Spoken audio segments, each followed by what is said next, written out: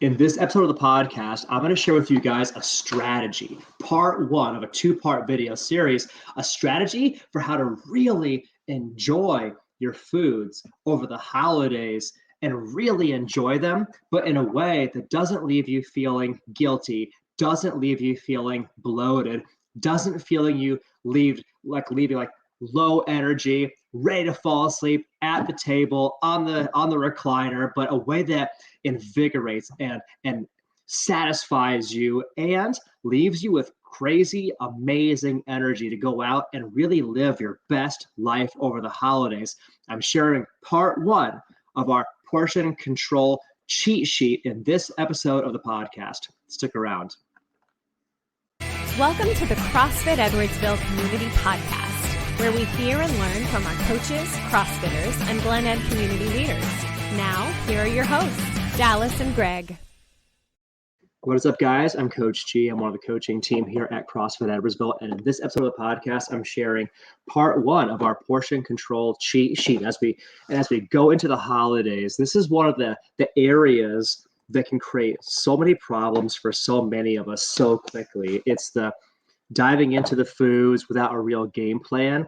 And what happens is you're left wiped out, exhausted, tired, feeling fat and stuffed and bloated and crappy, and none of it has to happen. Absolutely none of it has to happen, because there's a better way. And there's I'm doing a two-part video series where I'll share with you guys some strategies to help you not just enjoy and love the foods that you eat over the holiday season, but also do it in a way that makes you feel good about you. So let's dive in. So my tip number one is to enjoy all the foods you love, but enjoy it with guidelines and parameters and boundaries. Now, trust me, I know how easy it is just to load up on the mac and cheese and the mashed potatoes. It can be very hard to say no to the turkey and the stuffing, the candied yams, the green beans, the gravy, whatever it is. But guess what? You don't necessarily have to say no to all of it to have a healthy holiday. You need to be very conscious about how much you're putting on your plate. And you know that what you put on your plate is probably what you're going to end up eating. So if you have the opportunity to opt for a smaller plate, that can be a really useful tool for avoiding overindulging. Meaning, don't eat straight from a box, the bag, the bowl, but have a small plate. Allocate 1/3 of that plate to your choice of protein, whatever protein is available to you. 2/3 of plate, ideally, to vegetables for carbohydrate. You can also do other variations of carbohydrates, and then be sure you're getting some dietary fat in there. And within that parameter, within that framework on the plate, like, enjoy, dig in, and let that plate be your built-in boundary. Like, hey, I'm going to enjoy this plate, and I'm going to be done. If you do that, it's going to help you keep much more effective guidelines and boundaries that are going to help you not just enjoy this food, but do it in a way where you don't feel awful or super tired and lethargic afterward. Let's go to point number two. Listen to your body. When indulging in a meal, it's smart to go in with the intention of listening to your hunger cues. A good frame of reference you can think about is eat until you feel about 80% full, then drink a cup of water, and then wait 10 minutes and see if that magic combination leads you to a feeling of fullness and satiety.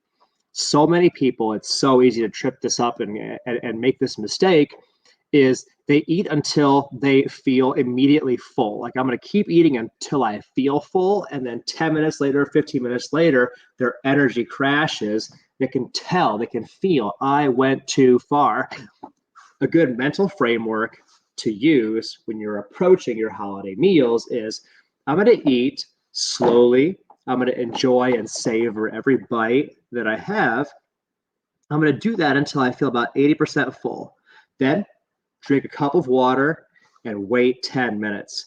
And by the way, if you were raised in a household where you were pushed or pressured to clean your plate. Like either you clean your plate or you've done something wrong, you're offending children in Africa or whatever. I want to go ahead. I'll be the first one to go ahead and exonerate you from that responsibility or that pressure. You do not have to finish all the food that is on your plate. If you get to that 80% threshold before finishing all the food on the plate, it is okay for you to take what's left, pack it up, and save it for later. That is okay. All right, let's go on to point number 3. What to focus on. To recap so far. Number 1, enjoy with boundaries, with caps, with limitations, with built-in safety nets. Number 2, listen to your body. Point number 3, what to focus on. Here's a good goal when you have a meal. The goal is to finish feeling better than when you started, satisfied, able to move on, like not think about food again until your next meal, where you feel energy to exercise and stay active. Asterisk, we're not saying have a meal and go directly into exercise, although having a meal, getting to that 80% threshold, having a cup of water, waiting 10 minutes, going for a walk around the neighborhood during that 10 minutes, amazingly good idea to help you keep things under control at your holiday meals. But the goal of the meal should be to finish feeling better when you started, satisfied, able to move on, like you don't think about food until you're hungry again, where you feel energy to go out, be active, although again, we're not looking to do burpees and back squats immediately after a meal, but having that energy to go be active. And finally, mental focus.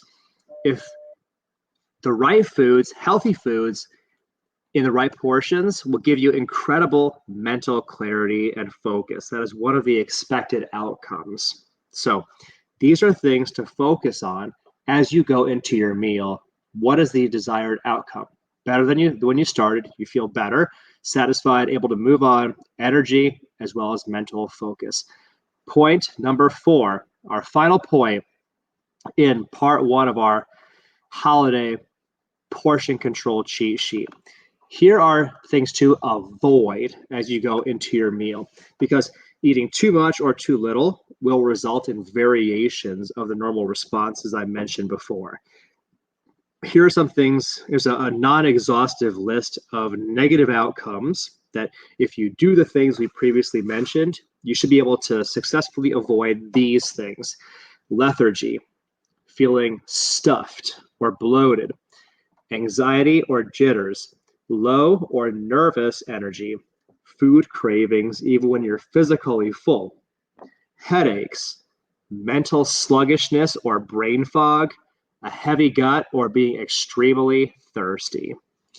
These are all the things that should not be an outcome, even to one of your more indulgent holiday meals. So if you follow the strategies above, again, point 1, enjoying with parameters.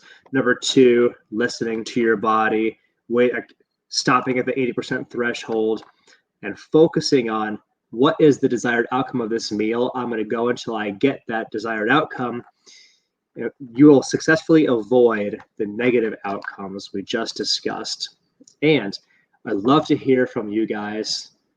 Post in the comments below, which of these strategies are you going to try at your holiday meals this year? Or if you have a strategy that works really well for you, I'd love to learn about it from you. Tell us about it in the comments below. We look forward to hearing from you. In the meantime, if you want to learn more about CrossFit Edwardsville, you can learn more about us at CrossFitEdwardsville.com. That's where you can go and you can book a no-sweat conversation with a coach, and you can learn more about how we can be of service to you, or you have a coach actually chart out what does your healthy eating or exercise journey look like. For now, hope you guys learned something in this podcast. Hope it was valuable for you. Drop a like if it was, and we'll see you guys in the next episode.